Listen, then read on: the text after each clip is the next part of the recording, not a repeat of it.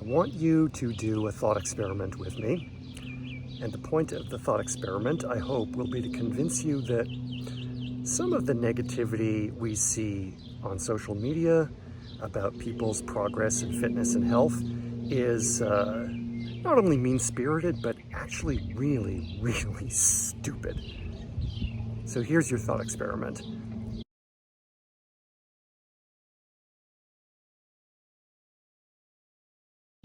Maybe this will give you a little bit of consolation or ammunition if you've ever been harassed online for the way that your fitness journey doesn't look like what somebody else thinks it should. Let's say that for some good reasons of your own, you decided that you needed and wanted to lose 100 pounds. And let's say that you gave yourself about a year to do that, which means you've got 52 weeks. Let's say that you've consulted a doctor. Let's say that you've consulted nutritionists. Let's say that you've done a whole bunch of online research and you've come to the conclusion that what's reasonable and practical for you is to lose about 2 pounds a week. And let's also say that when you get started, you actually look like somebody who could stand to lose 100 pounds based on your own criteria or anyone else's. Let's just say that you even agree with that.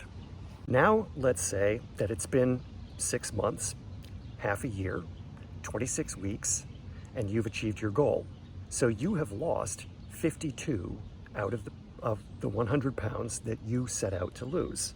Well, now you look like a person who's maybe got 48 pounds still to go. And here comes somebody on social media going, "You're fat, you must not work out, you're fat, wah, wah, wah, wah."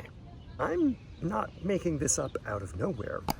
I've actually known people who had lost a couple 100 pounds over the course of a couple of years and still looked like they were heavy. But they sure weren't as heavy as they used to be.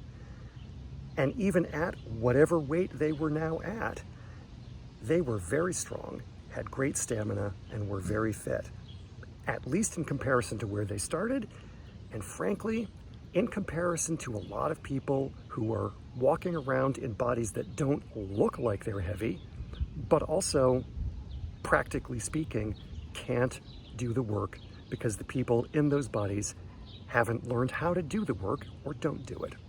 So listen, the conversation about whether it's weight itself and fat itself that's dangerous to health, or if that's just a proxy for other things going on in our bodies,